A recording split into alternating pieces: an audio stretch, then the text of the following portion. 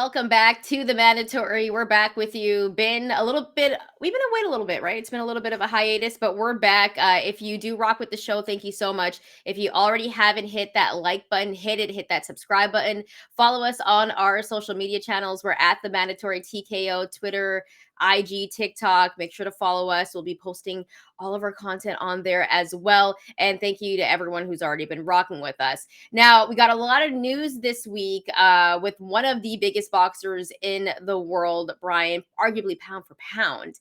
Terence Crawford was stripped of his IBF title, and the title was awarded to Jaron Boots Ennis. Now, the reasoning for this is because of course, Jaron Boots Ennis was the IBF mandatory, but Terence Crawford had that fight with Errol Spence Jr. They had a rematch clause. Errol Spence Jr. activated that rematch clause. So Terence Crawford's team took a little bit longer to let the IBF know, but nonetheless, they stripped him of his title. And now Jaron Boots Ennis is the champ. Your thoughts on all of this?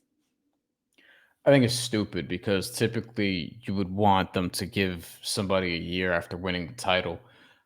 Terence Crawford's had the title for a few months because he just beat Errol Spence a few months ago this past summer.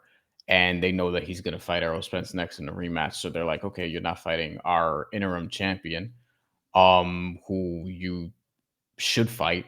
And we're going to strip you of the title. So you're no longer undisputed. And now Jaron Ennis gets to say that he's the full welterweight champion, and a lot of people are calling him an email champ. I saw somebody said the IBF should stand for Inbox Federation. Um, and Jaron Boots Ennis is great. I think he's world title caliber, but I don't think Terence Crawford should have been stripped of the title.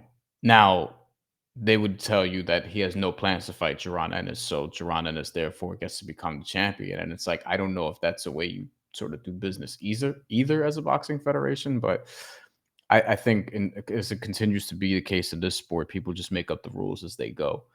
And for Terence Crawford, I don't think it's about necessarily being undisputed for a long time.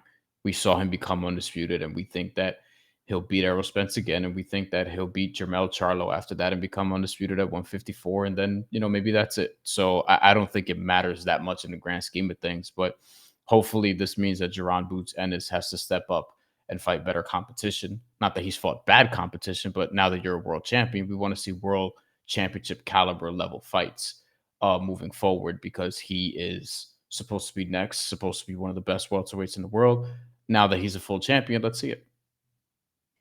And this is what we kind of all suspected at one point. We would possibly see Jaron Boots Ennis fight a Terence Crawford or Errol Spence Jr. It doesn't seem like we're going to be getting that. And it's kind of interesting because I don't believe that Butts should have been stripped of this title. I think it's the dumbest thing the IBF could have done. But the worst part about it, and this is no shade to Jaron Boots Ennis, I am a fan, but you get awarded this belt and then you want to post on your social media. What's their excuse going to be now? That is lame. You just got the belt handed to you. You can only talk that talk when you win, right? If you won it off Bud, talk all you want. But he wasn't doing that. And I think it's unfair to Bud. Everyone knew that there was a rematch clause with him and Spence. And of course, if one of them lost it, they were going to activate the clause. We knew that we were going to get two fights between Bud and Spence regardless. And if Spence is more competitive in this one, or let's just say that Spence does beat Bud, because there is always that possibility. It is boxing, and we know that Spence. But I understand. But it's yeah, I mean, you have to. At one point, we were arguing that Spence could be the best welterweight in the world. Obviously, Bud proved that, but I do want to say, if that does happen, there's a possibility we could get a third fight between these guys. That is always a thing that could happen because it is a moneymaker. But as for Jaron Boots Ennis becoming the champ now, I mean, this is essentially what happened, what Teofimo Lopez was saying to Devin Haney, right? He was calling him an email champ. And so this is essentially the same thing. I would like to see Jaron Boots Ennis fight tougher competition. And listen, I don't think he's going to end up fighting Bud, because we know after Bud takes care of Spence, Charlo is on the line. And same thing with Spence. I think Spence might move up, or maybe Spence will retire, depending how this next fight goes with Bud. We're kind of unsure at this point.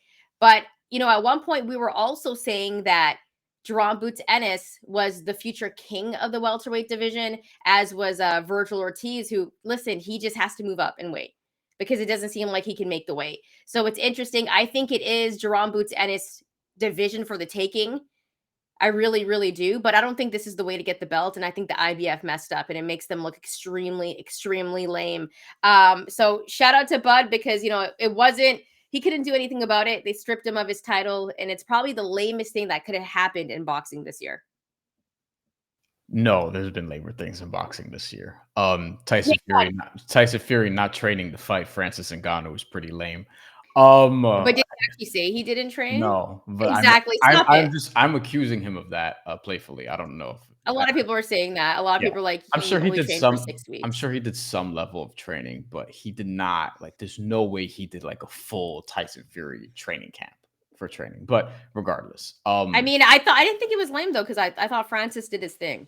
Like, you know what I mean? Like, that's why I don't think it was lame, because Fury kind of made Francis look good, which is lame, but I mean, nonetheless, I think them stripping Bud of the title is lame because he didn't deserve that. But here at the Mandatory, we want to know what your thoughts are on Terence Bud Crawford being stripped of the IBF title and your thoughts on Jaron Boots Ennis becoming the champ through email, essentially.